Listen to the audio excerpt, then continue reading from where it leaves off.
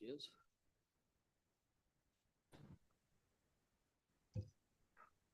Councilwoman Sanders, can you hear us? Yes. Thank you.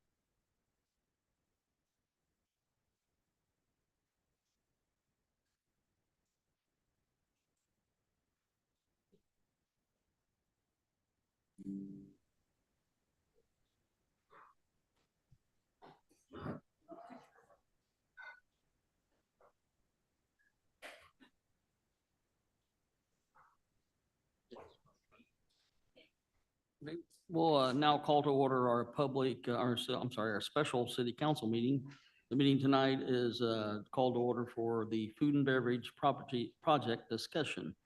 I think we'll start with a presentation from Waymire, who is going to lead us in that. And it should be on the screens up here also, so you can see. And then we'll have discussion after the presentation.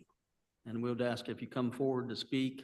Everyone come forward to the mic to speak, state your name and address for the record, and try and speak slowly so we can record it. Okay? Right there, ma'am. And state your name and everything for the record too, please. All right, so my name is Kelsey Jameson and I am with Waypoint Strategies. Waypoint.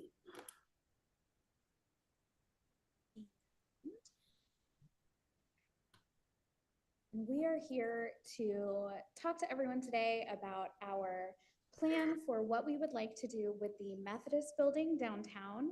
And we would, of course, like to start by thanking all of you for giving us the opportunity to talk to you today, and to everyone from the community for coming out to hear from us and to share their own thoughts and questions. And as soon as the PowerPoint is up and running. Right now, you really want to know? Yeah. Stops. Yeah. Perfect. Okay. So like I said, we're here to share our vision for the Methodist building downtown, to transform it into a vibrant play space for Shelbyville children and families. And like I said, we're Waypoint Strategies, and we were hired to help bring this plan to fruition.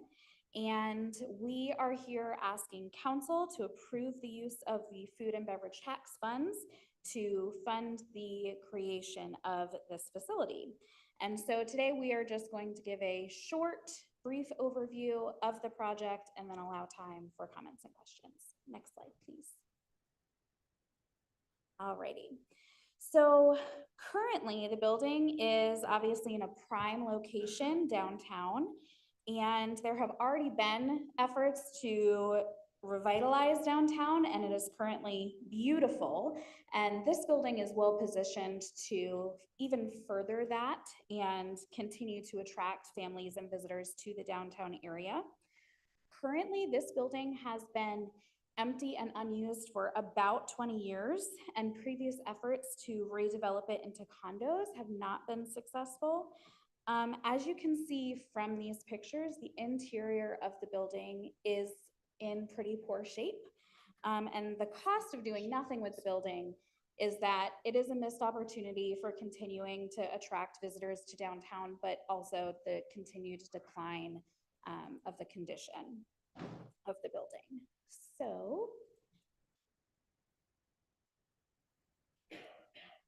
make sure we're sharing the screen with everyone.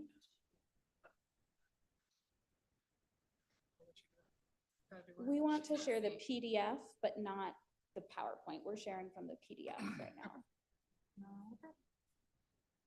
Linda wasn't able to see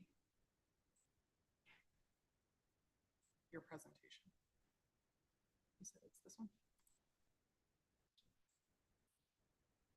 Yes. All right, so there were no images on the last slide, Linda. So just those images of the inside of the building. That was what you were missing. So hopefully you got a chance to see those. Yes, thank you. Perfect. So we have already seen some excitement from some community members and received support, and some of them have come here today. So we thank them for being here. And this space is meant to be built for and with the Shelbyville community. So we do have a local advisory group, and that group is comprised of doctors and healthcare professionals, childcare experts, teachers, parents, and they are all local. And then we have also done kid brainstorms with local organizations so that kids can be a part of creating and designing this space, and it can truly be something that they want to come to. And so this project really is meant to be more than just a renovation, but an investment in Shelbyville and the community and the economy and the future of downtown. So one of the things that we asked these kids to do is to envision what this space would look like, a place that would be meant for free expression and fun and play. And we'd love if all of you could imagine that as well. A place for children in Shelbyville to come and just have unstructured play. If you could switch to the next slide, please. So these images are purely for inspiration, but we want to create a space that is focused on opportunities for creative, unstructured, child-directed play. Studies show that since the 80s, children everywhere have seen a severe decline in unstructured playtime. And this is due to a lot of causes, but largely because of safety concerns that parents today have and increasing screen time. And so we want to create a safe and engaging place to be part of the solution to that for Shelbyville families. So our target age range is 6 to 12 years old. And within Shelbyville, there are already some great spaces like Senses and Grover Center, but neither of those organizations' primary audience is that 6 to 12 year age range. So this project would fill that gap for this community. And our vision is a whimsical, creative, inspiring environment with a dedicated eye toward not just replicating what already exists in Senses and Grover, but creating something that is truly unique. And our plan is to have each floor of the building, there are 5 floors, to give each floor its own theme and make it unique and special. And some ideas that we already have are on the first floor with its super high ceilings to create a treehouse, if you will, Swiss Family Robinson style, that goes from the floor all the way up to the ceilings, or building an indoor corn maze or a multi-level slide. And these are just some of the ideas. And we do want to choose things that sort of highlight what makes Shelbyville unique and special, like ideas with the corn maze. So we have and we will continue to engage the local community and children specifically in brainstorming and finalizing what those ideas really are. Next slide, please. So we are here in large part to talk about the funding plan. This community has already done so much with your downtown area, and this project would help to continue it by attracting even more families and bringing more business to the businesses that already exist. The more people we bring, the more business we bring. So by pouring the food and beverage tax right back into the community, We would attract visitors, support local businesses, and turn an unused space into a point of local pride and solve a currently unmet need for families with children in that 6 to 12-year age range. And so why now, and why is this a topic before it's a fully finished vision and plan? We understand that the food and beverage tax is a sticking point for some, and we are not, our purpose as Waypoint is not to debate that tax, but merely just to show a proposal for what could be done with this space using those funds. The estimated cost to renovate the building is $9.5 million. And therefore, the food and beverage tax would need to be bonded. And due to financial principles, we have to show at least a year of collected revenue before we can apply for that bond. So outlined here, what you see, and I apologize for people here, some of that text is pretty small, but it does show the timeline of if the funding was approved today, where construction would finally end and we would be able to open the building. And that's if it was approved immediately. Of course, if every delay, then the progress also gets delayed.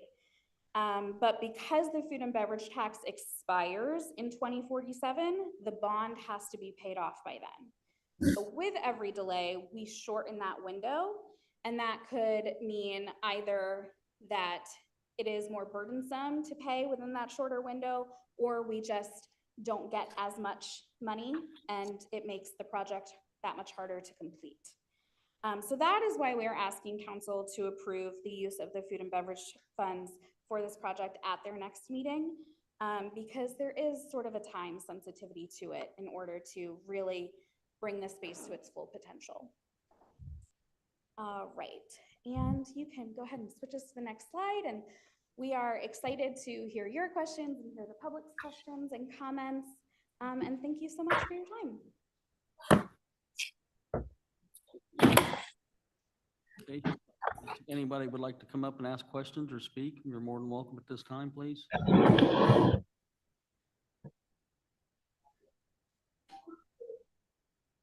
So, and also for the record, I think she mentioned it, but we're not voting on the tax tonight. That would be at a special meeting. That would be at a special meeting next Monday night at 6 o'clock. So there'll be no action taken this evening.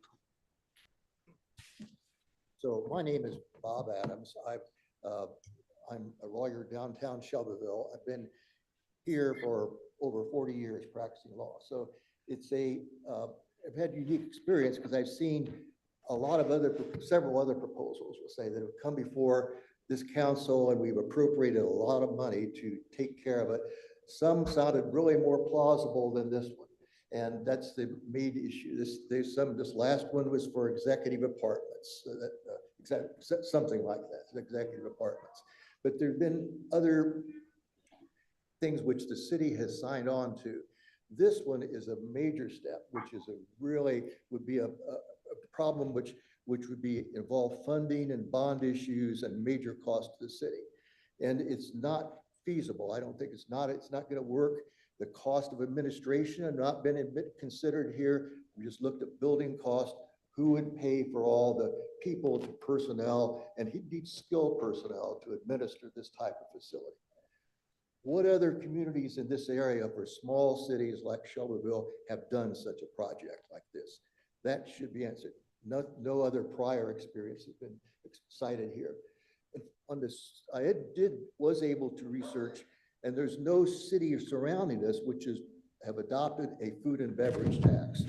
So I can pass out to you the state site, which is just as recent.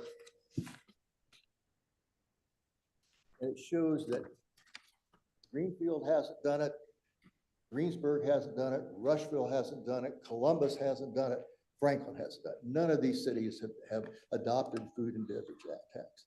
It's very, very discriminatory. It really hurts the restaurants in the city. An example of that is on Bogstown Road, a restaurant there patrons would not pay any food and beverage tax on anything they bought at the Bogstown Road, but in the city they would. So it's just, there'd be all types of reshuffling and unfair things. People don't want to pay taxes, and I don't blame them. And I don't think the council should be thinking about adopting a tax and encumbering $9 million of revenue for something which is an untrained thing that no other city around us has been doing. Now, a county is more feasible because then you get all the places like the Bogstown Road and so on.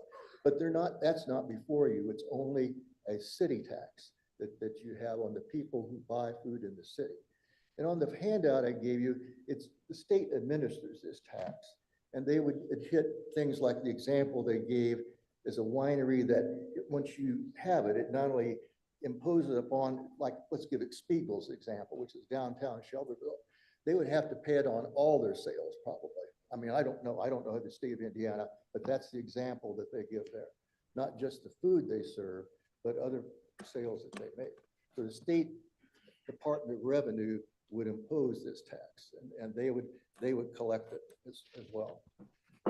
So, but the other aspect of it, the matter I think is most important is I'm not so certain this even is valid to have. This is not permitted under the act. The thing they're talking about, a children's living space. The statute, and we've heard it outlined tonight, is very specific. It only allows 3 different purposes. One is for, and this can be passed around as well.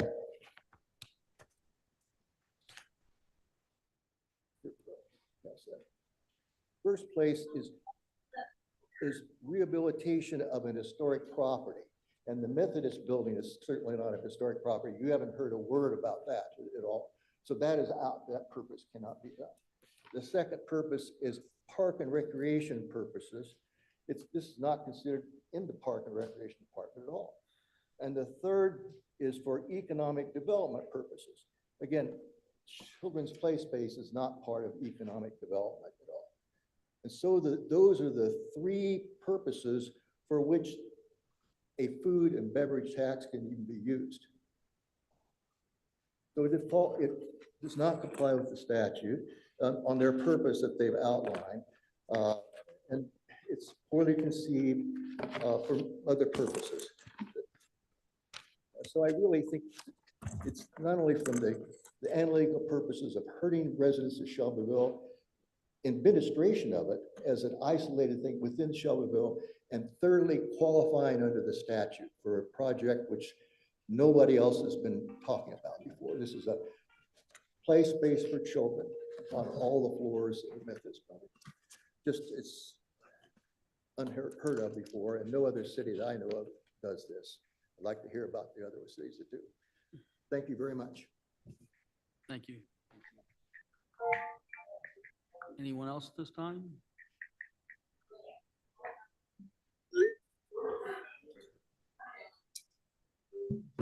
Gary Nolly, 2460 Derby Drive. I'm not really for, against. I like the sound of the idea, but there's a lot of questions that are unanswered. Specifically, and I don't know if you just want to answer these at the end, is the tax proposal approval tied to the project? In other words, could you approve the tax and then have a different project? That's one question. Who will own this property when it's said and done? Is this going to be a bought? Is it going to be owned by the city, operated by the city? How's that going to be handled? And I'd heard a purchase price a couple places. I think one of these came out of the redevelopment that the cost of the Methodist purchase price would be $800,000. That thing's never sold for more than $250.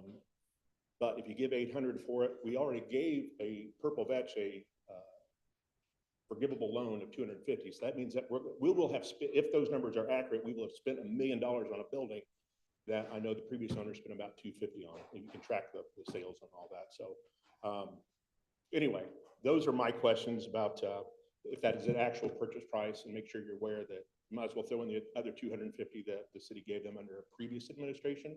And obviously that didn't go anywhere. Even though they were told they would never get the tax credits, they didn't listen and took the money, our money. So thank you. Look forward to answers on this. Thank you, Mr. Nolly. I said, thank you, Mr. Oh, Nolly. you're welcome. Thank you. Next up.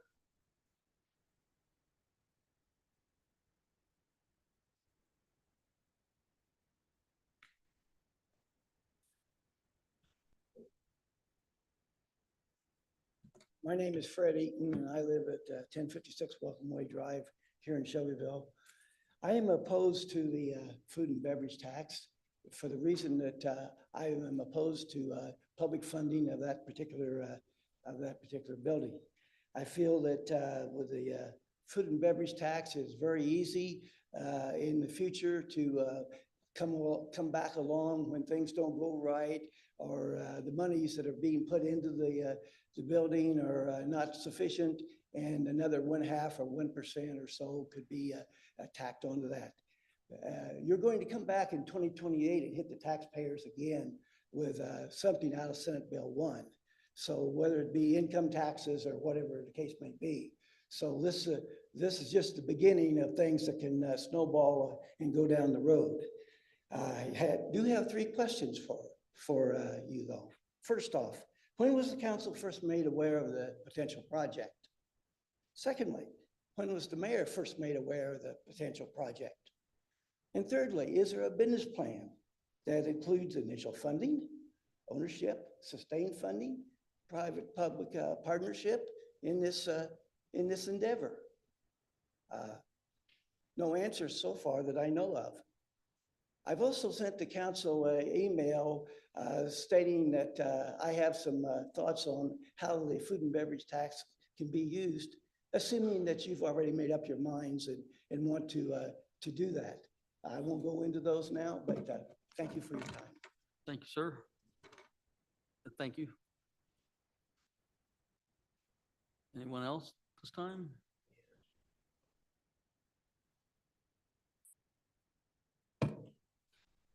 Ron Hounshell, 1428 Aaron Drive West. I've lived here since '85. That building has been here forever. Purple VTech got a forgivable loan. That's $250,000 taxpayer money that was never pursued because it gave an image of the city that wasn't going to be credible.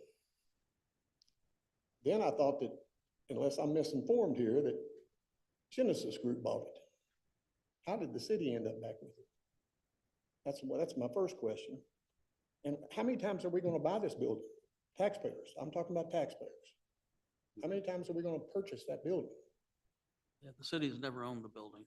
I'm sorry? The city has never owned the building. Okay.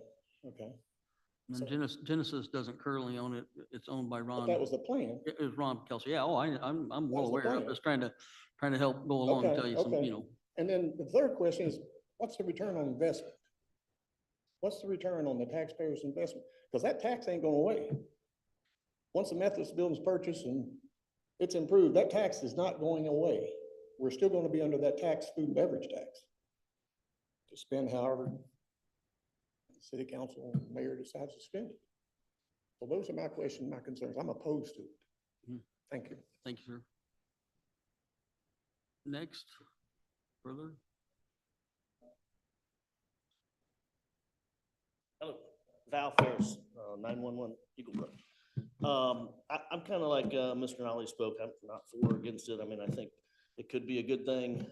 My couple, he had spoke about the difference of what the building was purchased for X amount of years ago. My only sources are the newspaper, radio station.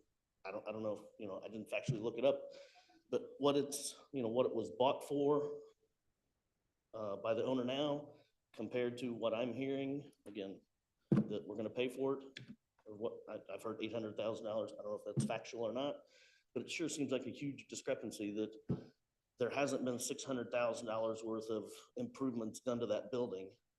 That if he paid something for it, to go to $800,000. My discussion with the owner a couple of years ago, we'd inquired about opening a business in there, and it could have changed. It's been a couple of years ago, but he specifically told me there's no heating and cooling, there's no electricity. It's a shell of a building. So I don't understand where we're coming up with an additional $600,000. Even if real estate goes up 3% a year, we're nowhere near $600,000. I don't understand why I'll just say it publicly, bailing this out again. I don't understand that. And my last point, or I guess, question is, and again, going by the newspapers, that there's been, I'll say a couple, two, three, whatever, investors that have looked at that building over the years. And from what I've read, that the investors have said, there's too much concrete in here, it's way too much work. And it sounds like that these companies do that for a living. So what has changed with this building from the time they determined they couldn't do anything with it until now that the city feels like we can save it? So I'm curious to hear Yeah. what has changed, if anything. Well, and just in my opinion, and, you know, you brought it up perfectly. I mean, I spoke with someone that wanted to invest in the building the other day, came in the office, we talked, and, you know, great guy, would trust him, I think, by giving him some money to do something, but is that what we do again? I mean, you know, and like you said, it's never gonna go unless somebody puts more money into it. Also known as the city, and, you know, that's where we're at, and came up with this project to kind of say, this is the only way we get this building filled up, is if we do it and get involved. Or, once again, we want to trust somebody else to do a job and give somebody else another $300,000, $400,000, and then it doesn't happen. So it's just a monstrosity. I don't think there's no sides. I mean, you know, I think it's great. I thought it was a great project. I thought it'd be a great use for the Methodist building. And that's where we're at, and that's why we brought it forward. And it may not be, I don't, you know, it's just my fault. Did I hear right, now that I got the podium, did I hear right that the price is like 9 million something, the total project? To Something. fully flesh it out, bring it to where we want it to be. Yes. So does that 9 million, is that the 9 million plus the $800,000 purchase? I mean, I guess is the 9.5 million, is that all in? Or is I'm sorry, I interrupted you. Or is that their project? And then we have a few more $1 million on top of that. I want to be clear about that. If you don't mind, will you step up, please, and state your name, so. Sorry. Also with Waypoint Strategies, apologies, Kelsey and I are working together on this. That 9.5 million is to fit out the building. That is not for the purchase. So we were brought in by the city and others to evaluate what it would take to kind of bring the vision to life, and to also help in the procurement and the establishment kind of that vision. So the purchase and the acquisition of the building is considered outside of that cost. Okay, thank you.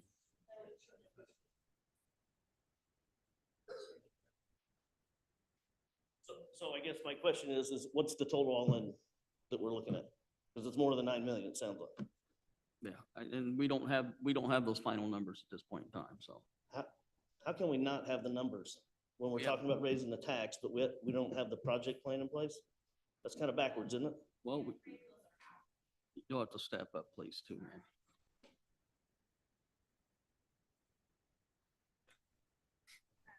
Jenny Meltzer, city attorney. 2 appraisals have been ordered. 2 appraisals have been ordered. So in accordance with statute, the average of those 2 appraisals would be the top dollar amount that will be paid for the building. We now, as of today, have the 2nd appraisal under contract. So when we get those appraisals back, we'll share them with city council.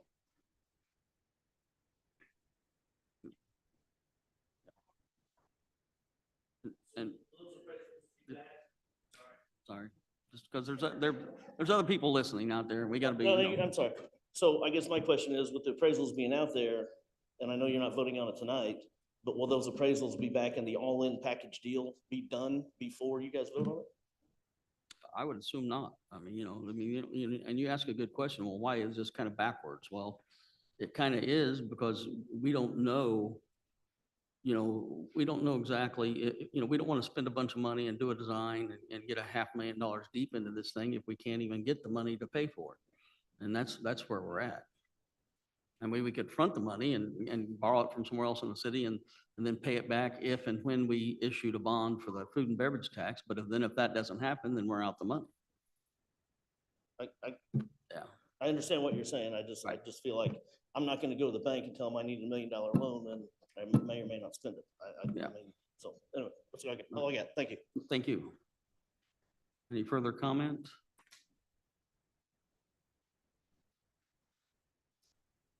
My name is Mike Carpenter. My address is 429 West, 400 South. I saw the screen where we had like a walkway, a hanging bridge. Could we get a little bit more of an explanation of what the kids would be doing once the building is set up the way? What's the draw for the kids to go to the building and the parents to go to the building and have fun? Is it just a hangout? Or are they gonna have programs? Has there been a feasibility study done to see if this has been done anywhere else in the state and how successful they may have been? It's an interactive play area. Interactive play area. Yeah, for children and adults.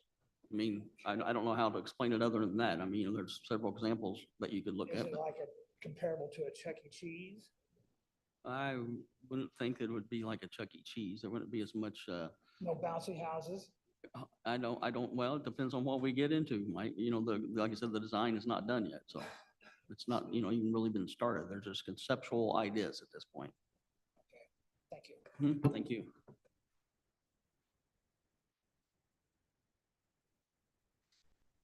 Hello. Charity Elliott, 6904 South 500 West. Charity Elliott, I'm the owner of Just Peachy Cafe. So you stated in a previous meeting that you wouldn't come to a second vote until there was a plan in place.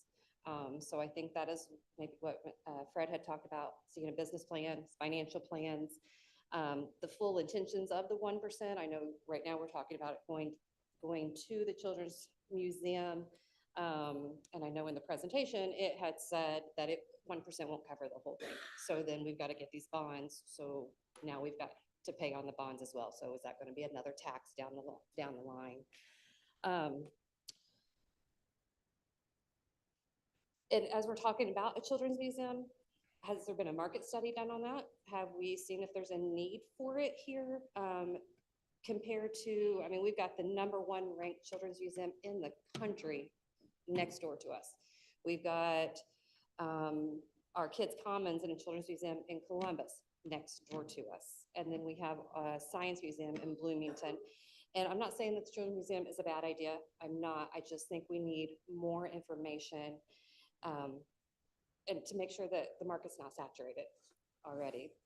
And as a restaurant owner, I can talk to you about adding an extra stress to an already stressed hospitality industry. I could talk to you about 1% taxing our people to death. But what I really want to know is, what is the plan? Give us a plan that us business owners can get behind and that your constituents can get behind. I'm not asking to vote yes, I'm asking to vote no. I'm asking you to get more information before you make an informed decision. I live in the county. I can't vote for you all. I can't vote for you, but my customers can. And I am fighting for my customers and your customers, because that's what they are essentially. So please do what you need to do and get more information. All right, thank you.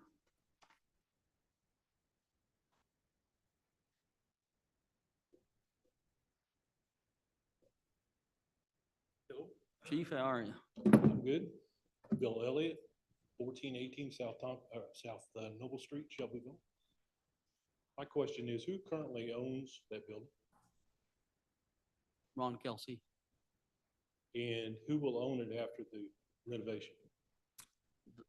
When we're doing the renovation, the city own it, then we hope to turn it into a non-for-profit and turn it over to a non-for-profit. It'll be totally the city's, no partners? No, not at this point, not the way we're doing things at this current time. So Will there be a charge to the children to get in? we have not talked about that, but I assume there'll be a small fee of some kind. Instead of paying $800,000 for this building, why don't you find the crap out of it until they have to turn the thing over to the city? It's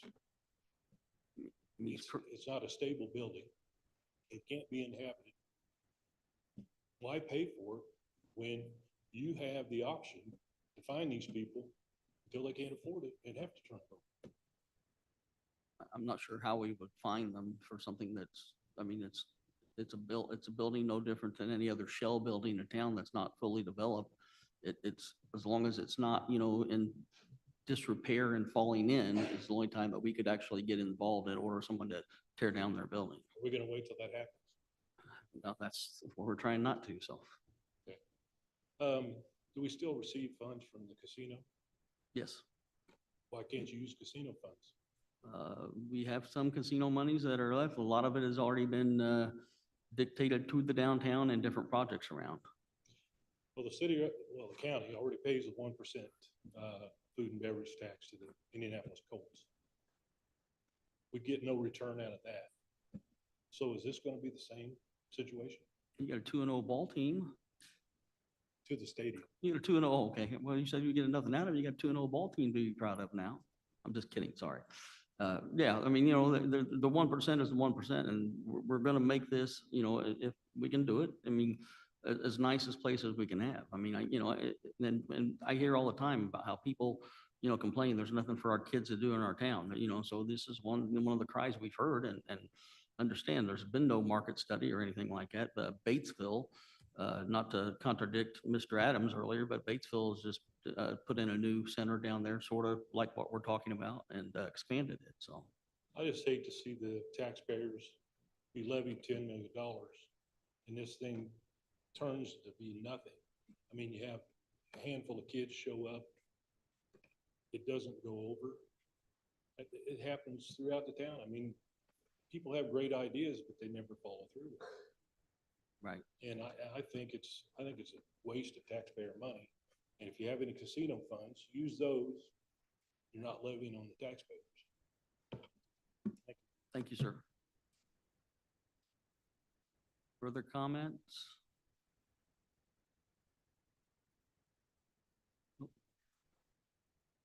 Hi, Karen Smith. I live out in the county on Morristown Road. I own Capone, so I am in town.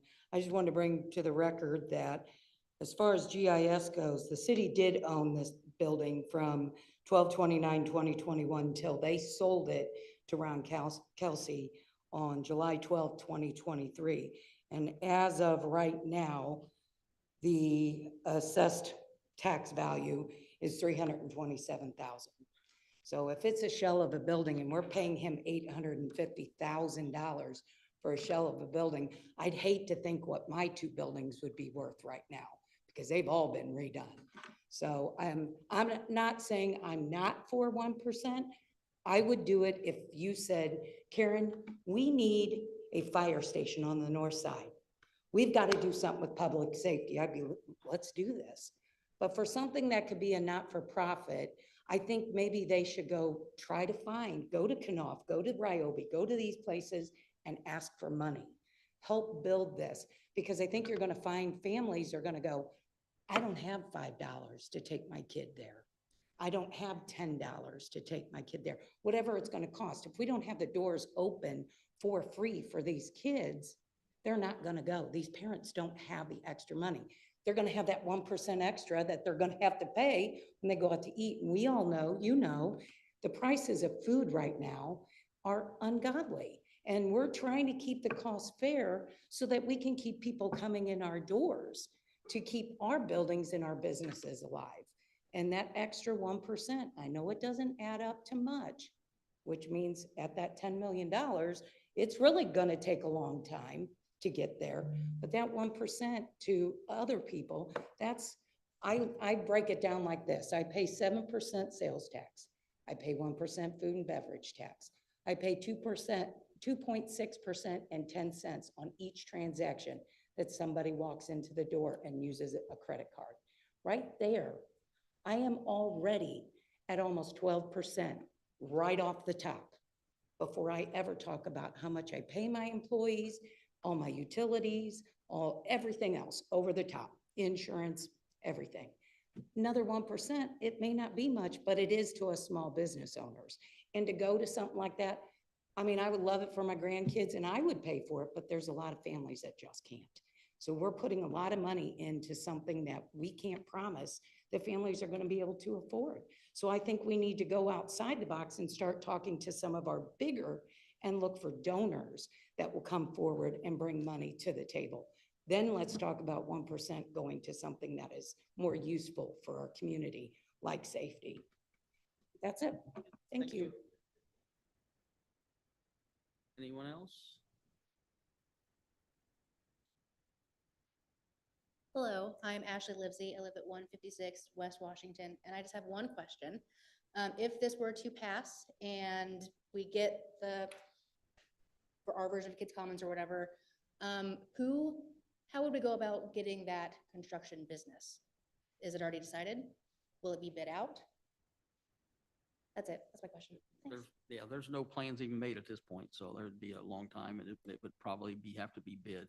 Okay, I just know that Yeah. they're, what are they called, buy-sell agreements Or or whatever? a BOT, a build, operate, transfer. That's the word. Yes, Yeah, thank you. yeah, Yes, I may- just didn't know if maybe that would be, We would have to determine which way that would go at that time, so. thank you. Anyone else? You've already been up, sir. You have to sit down. The questions that were asked, are you going to address those before we leave her? Because you end up answering some on the spot and some of them we asked, think you would hit it at the end. Well, I didn't write all of them down, but I mean, I can do my Okay, best. my one question, I'll ask it if I could get an answer.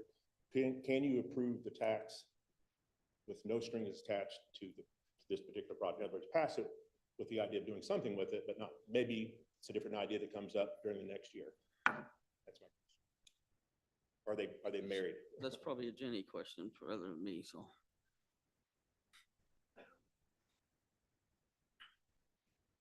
The food and beverage tax was passed through the legislature with the items that were laid out of historical development, economic development, and parks. Those are the three statutory requirements that are for Shelbyville. Those are also the three statutory requirements that are laid out for almost every single food and beverage across the state. If I counted correctly, there are 70 food and beverages approved across the state. I don't think all of them have passed them, but that's how many are approved. You cannot have a food and beverage tax unless you have a resolution from city council that you take before the legislature, which we had. This body passed a resolution in support of food and beverage in December of 2023. It was taken through the legislature in 2025. This project was specifically identified in front of both the House Ways and Means Committee and the Senate, their Ways and Means Committee, by myself and the mayor, myself as your state representative, the mayor as your mayor. Once you have identified a project, that is also required, although not stated explicitly in the statute, but to get it across the finish line due to politics, you have to identify a project. You do not have to follow through with that project legally, but that is the process that took place for this to now land in front of you to make a decision on whether or not you want to pass food and beverage. Does that make sense? Follow up to that, you approved this as a council in 23. Did you know you were approving the project or did you just think?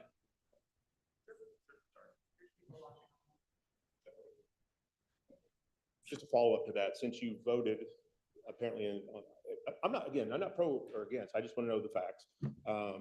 Did you know that you're voting for that project or did you just pass a food and beverage resolution? That resolution was in 2023, is that right, Jenny? Yeah, so some weren't even on that council at that time, so. Two were, right? Yeah, Three and I was. You were Yeah. in that capacity. Do you guys know? Did you know that was the project that you were voting for? Just to pursue the possibility. Okay. Oh, I might misunderstood. I thought you had to have a project to follow and that was presented. Which you did. Jenny?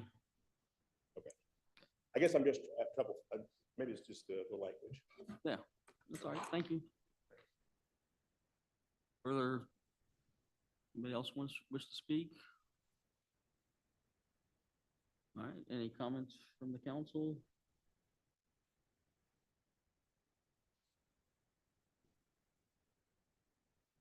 No. Okay. Motion to adjourn? Hey, can you hear me? I'm sorry. I have some questions. Can you hear me? Okay, sorry. This is Linda, and I apologize that I cannot be there in person, but you know, Jenny, I know that this has been your project from day one, and you brought that team together. And I know that when we had a meeting, it was discussed that they were going to present the overall budget for doing a project like this. And I don't recall if we have seen those numbers yet. 9.5 million was made in the presentation. Right, right. But I know we had talked about in our meeting that we wanted to see what kind of revenues, what kind of expenses, and all of that. I think everyone was very interested in knowing what those overall costs would end up be, since it was stated that the city would be basically responsible for the first 3 years of the project. So has that ever been identified? And then also, I think Wayfair needs to talk about their expertise that they've had with these types of projects and how it came about to hire Wayfair.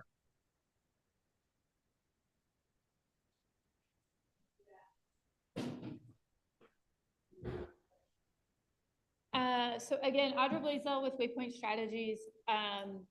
Appreciate the follow-up questions, Linda, and I know that we had some conversations along those lines. We felt today it was very important that we provided time for public comment, just based on kind of what we had been gathering and hearing from different folks that we were working with. We wanted to make sure that that was there. We can certainly follow up with some additional materials for the council. As it relates to the expertise of Waypoint Strategies, I want to provide a little bit of background about us. So for myself in particular, I spent 5 years at the Children's Museum of Indianapolis, and for a good chunk of those, I was the vice president of operations. So I oversaw the construction, the maintenance of all exhibits of the entire facility, the security, the visitor service operations, and the auxiliary operations of the organization itself. So from that perspective, we have a great background in creating spaces, in the process of creating spaces like this. So little known fact, the museum envisions, designs, and builds the majority of its own exhibits. So this is a process of walking everybody through that we are incredibly familiar with and well-versed in. In addition, Kelsey Jameson, who you heard present, worked specifically on that exhibit development team at the Children's Museum of Indianapolis as well. So we both have that background there. In addition to not only running the Children's Museum of Indianapolis, I have background running facilities for Marian University. I have been a facilities consultant before, and we are currently consulting with 3 municipalities on the operation of their full-blown facilities, which includes upwards of 30+ odd buildings for each of them. So we are, as it relates to not only operating, but envisioning and building and constructing those exhibits. In total, in my experience, I have done over $1 billion worth of project management work across the state, both publicly procured and privately procured. So familiarity with the processes that need to happen here, the process of building out a project, and the different funding streams that go into those is also familiar to us. So, and we will, as committed to, we will follow up with additional information for the council over the course of this next week or 2, depending on what the timeline looks like. Thank you. Okay, any other questions, Linda, or anybody else? Well, yeah, Mayor, who then would be responsible for putting the business plan together? Just, I'm sorry, I hate to ask that question, but I just don't understand. The business plan put together will be part of once we hire Waypoint to do the plan, that comes with it then. And I know you guys, everybody thinks it's backwards, but that, you know, we can't go out and lay out a bunch of money at this point in time to get this done without having a commitment where to pay it from. Speaking of money, how is Wayfair hired and how are they being paid now?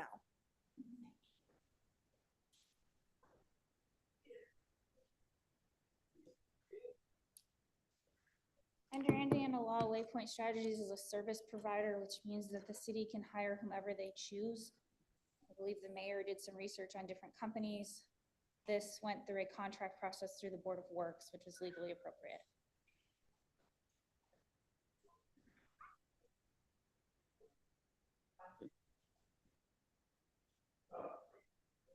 Any other questions from the council? I'm gonna just say this. I think the idea is great. I don't like the price tag of the building. And I kind of feel like we're being bullied into paying this amount. There's no way the building is worth that. And so I feel like we're kind of being held hostage a little bit, and I don't like that. If we get the price of the building down, maybe it's just my enthusiasm, but if this thing works, I can see new restaurants coming downtown. I can see some things happening. But boy, we're just starting off. It seems like, As Jenny stated, we cannot pay the 800,000. Yeah. Unless it would appraise for that, because we Right. cannot pay over appraisal. and I'm excited to see the appraisal because I think that's going to give us a chance to go back and say, no. But the idea itself, I mean, I'm going to tell you up front, I'm all for doing anything we can for kids in this town and try to make it a better place for families to live. But on the same hand, I don't think that we can be held hostage by a group of people that want to make a whole bunch of money on a building that's not worth it. So And that's just my 2 cents. And just to be clear, Genesis is no longer part of that, so. Right. Okay. Right. Yeah. I don't know if you wanted to name names or not, so I didn't, but, No. but yeah. It was mentioned in here already. so. Okay, thank you. But that's my 2 cents, so.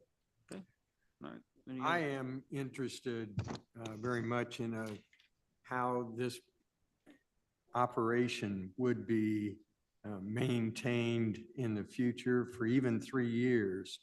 I don't think there's anybody in here that wouldn't like to see a good use made of the Methodist building.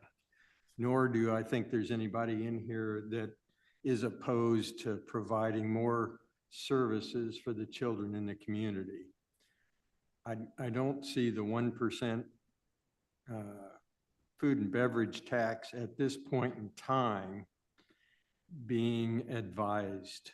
We're just starting to see the effect of tariffs, and I think that's going to become more and more of an issue. In addition to that, I think that we're on the verge of more inflation, and I don't see that this city, this council wants to put more challenges to those with low income or fixed income for this kind of project. I love the idea of what I saw in the pictures for the children. The price is outrageous. And that doesn't go into what it's going to cost to maintain it and to see that kids come. And I'm against charging children for a playscape. If we can do it for a reasonable amount and it's free to the children in the community, then I would certainly change my mind. But at this point in time, I don't think this is the right project for that location. Downtown in the center of town with our bars and things in close proximity. I do feel like we're rushing this without sufficient information. But I'm hopeful that we'll get that information and maybe it becomes a much more attainable goal. Thank you. Okay. No, I think. And we'll- I agree with, I'm sorry, go ahead. Go ahead, sir. I'm sorry. Okay, I really like some of you guys' ideas and what you brought up, there's things that we maybe have not even considered, like individual partners stepping up to help. I love that, and I thank you guys for coming. And I think we are all in agreement here that, like even when dealing with my wife, we can argue about whether or not we need to eat every day, and we don't fight about that. But it's where we're gonna eat and when we're gonna eat. So I think the idea in itself is absolutely fantastic. I love everything about it. But how, when, why, and that's the issues I think that more information would be so much helpful. So thank you guys for just bringing up ideas maybe we haven't thought about. And yeah, that's all I wanted to say. Okay. All right, I think we should adjourn since we have our next meeting starting at 6 o'clock. Oh, my goodness. Is there a motion to adjourn?